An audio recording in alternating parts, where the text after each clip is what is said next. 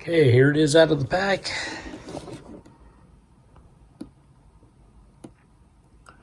It is the K-Bar 1280 Combat Kukri. Doesn't look like it's taped. Okay, there it is. Here is the sheath that comes with it. It is Molle compatible.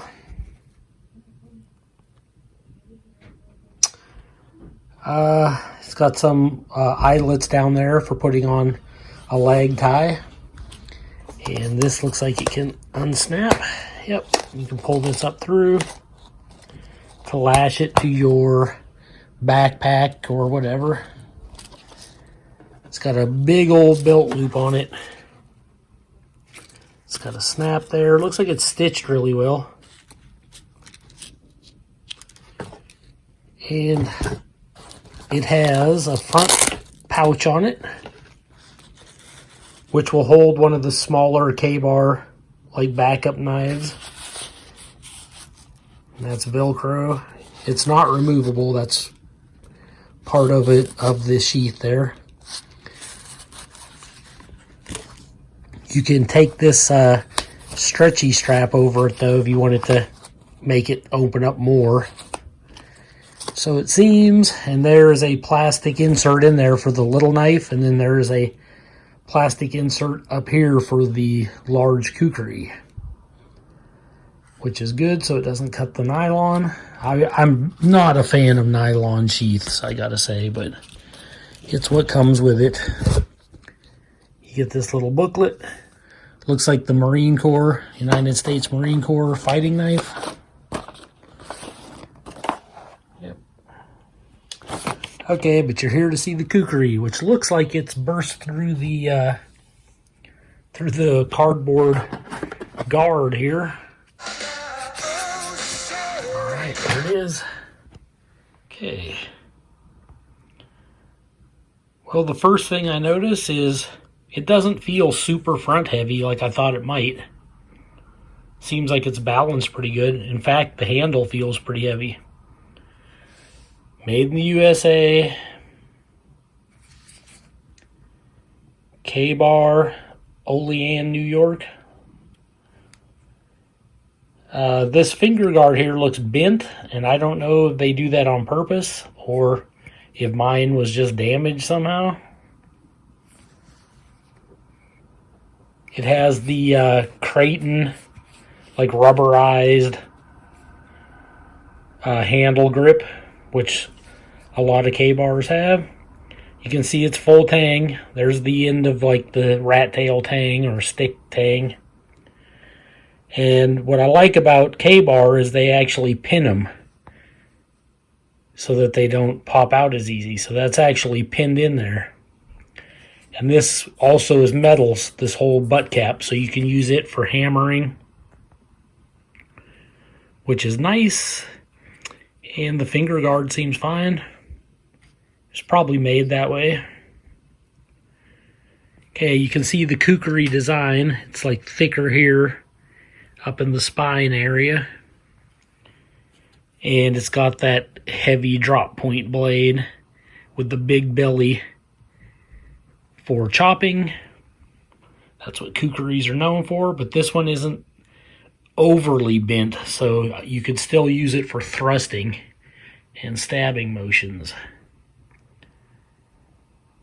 It's got the secondary bevel there, which a lot of K-Bars have the whole way down. It's got the little micro choil there for sharpening.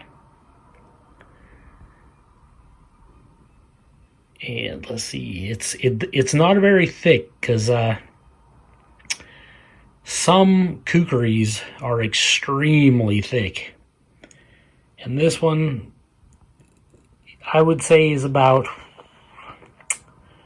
just a little over 1/8 of an inch thick. And it stays that thickness the entire way. See the tip on it there? It's got like a black paint coating. It feels smooth, so it's not like a traction coating. because there's no real traction to it. If anything, I would say it just feels like black paint. But let me see if I can find the balance point here. It's probably right there. Yep.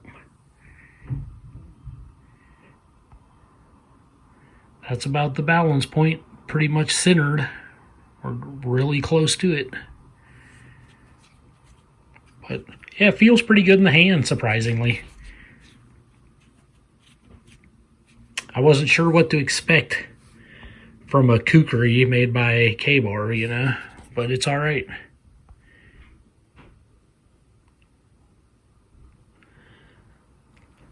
I'm going to do some of my own measurements here. Hey. You're looking at about 8 inches on the cutting edge there. You got a little extra there. Then about 13.5 inches overall. The handle is about 4 3/4. And let's see what else here. The width at the fattest point is just over 2. Like about almost 2 1/16, near 2 1/8. 1/8 of an inch. And it seems like it's just a tiny bit thicker because of the black paint on it. But the metal itself is about 1/8 of an inch thick. Okay, now that being said, I actually like this smaller combat version just because it's not, it depends what you're using it for. I mean, the K-Bar makes a great big, more of a machete sized kukri, if you're clearing brush or something like that. This should be easier to wear on a belt without it being so huge and swinging around everywhere. Even on a pack, it's just smaller and easier to handle, but it's probably not as good for clearing brush because you don't got the reach, you know. This is, like it said, it's a combat kukri. This is more for self-defense, fighting like a weapon. But you could also use it for camp chores. Splitting wood, small pieces, of course. Getting kindling for your fire, maybe food prep. You could probably open up a can of tuna or something like that with it. Very grippy, like most K-Bar handles are. But yeah, let's see what it looks like in the sheath. Now let me see here. I think this pivots. I think it is, maybe. Yeah, that turns. So if you're left-handed, because I was wondering how it would work if you were left-handed or right-handed. So that's how you do that. And I am right-handed, so I will put it in this way, which makes it drop down off to the one side there. Now see how that strap was? You don't want to fold it there. Whoops, it's not on camera, because it won't hold nothing. So you're going to have to pivot this way over here so that it grabs on the finger guard there. And it should just make it to the snap, I'm hoping. Yep. And that's pretty snug. Let's see, I'll try to hold this down, see how flappy it sounds. There is a little bit of rattle that you can hear, but it's in there. It's not falling out easy. I kind of wish this was thicker. I mean, I guess it's okay. It's just out of the entire, I see some frayed threads there too. Out of the entire sheath, this seems like the weakest point, I think.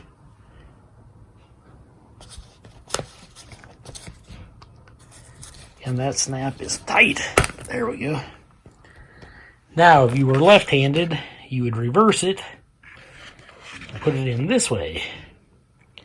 And then you would have to pivot this over to this side. Okay, like that, like so, and then it will snap on that side, and that's exactly what it did.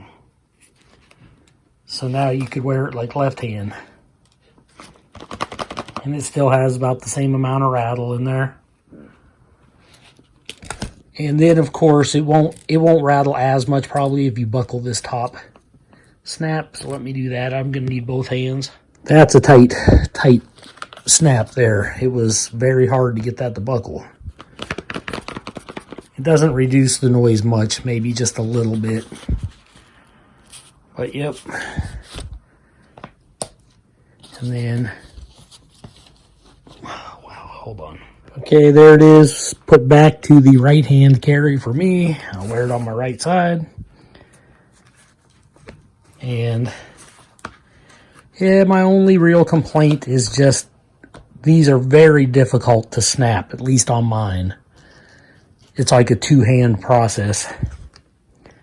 So you got that.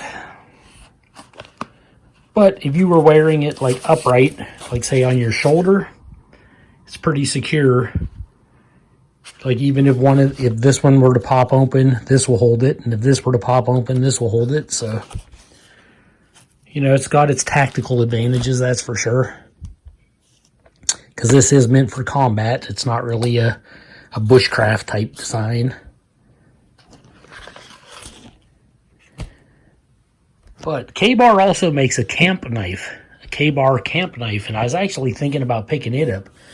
It's more of just a straight Bowie kind of style, just like this. I think the lengths and everything are very similar, but it has the big belly with the knife still being straight and kind of like the recurve there. So, I mean, and I think I heard the tang is wider. Just a little bit, because they know you'll be using it for like batoning wood and stuff. So that, I might pick that up someday. But there that is. Let's do a paper cutting test and see if it's sharp at all. It should be, it's a K-Bar, but let's see. Okay, here is a sheet of printer paper. Here is the K-Bar Kukri, Combat Kukri, straight out of the package. Let's see if it arrives sharp.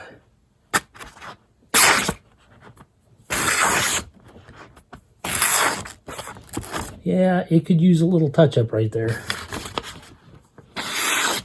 This part seems very sharp. No issues whatsoever with that. See how fine those little curls are? It just seems like just ever so slightly could use a strop up there at the top. But it's definitely paper cutting sharp. Okay, here it is beside the K-Bar United States Space Force knife that I reviewed a little while ago. You can see I put O-rings on this. That's why it has the black lines. They're just like plumbing O-rings. It gives you a little extra grip. You can see it's pinned also. It's a very good knife. I have a review, an unboxing of it up already if you want to watch it. And it has like that black, not really traction coating, but not black. It has a gray, smooth paint on it, is what I was trying to say. Like this has a black, smooth paint. But there's the size difference. The tangs are very similar, but you get a little more steel with this one. Thickness is about the same. This might be just ever so slightly thicker. But obviously the big belly, you get more. This feels very light. This one's noticeably heavier. This one you get a really nice Kydex sheath. Type of polymer sheath there. And this one, even though it is tactical and it works, you get kind of that crappy nylon. It's noisy. I just don't like nylon sheaths. They're better than no sheath at all, I guess, but that's how I see it. Okay, here it is beside my K-Bar Becker BK2 companion. And this is a thick beast. And here it is beside the K-Bar BK62 Kephart. Well, there you have it. It's the K-Bar Combat Kukri. Full-Tang. The tang is pinned in. It's got the really grippy rubberized grip with these like little indentations in there. It's got the finger guard. It's made in the USA. It's got the black coating because this is their big version of this is 1085 carbon steel, which is great for chopping and clearing brush and things like that. This one is 1095 Cro-Van steel, and that's what they make their fighting knives out of, and the combat type knives, the kind of survival do-it-all knives. I actually do prefer this steel over the other. They all have their place, but I do. That's another reason I bought this one, was I like the 1095 Cro-Van that K-Bar uses. But yeah, there it is. I wanted to really make sure I showed you that spine because I noticed a lot of other reviews of this knife, they turn it so fast it's hard to see, but that's that spine, 1/8 of an inch thick, maybe just the slightest bit thicker with that paint coating on it. And because of the paint coating, that's not going to strike a fire steel. It's too smooth. You would have to take a file to this top and square up that edge if you wanted to use it to strike a fire steel. And this is kind of smooth too. I don't think that would work either. Or you could just carry a separate little striker with your fire steel in your sheath, because if you have this on you, you're probably going to have your sheath with you too. But that's all I have for this knife review. I think I covered everything.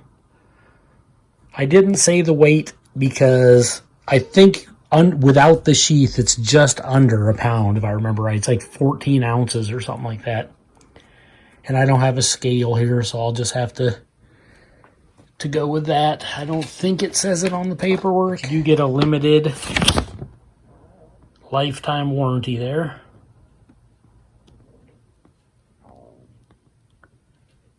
I think it might be 19 ounces with the sheath and like 14 ounces without it.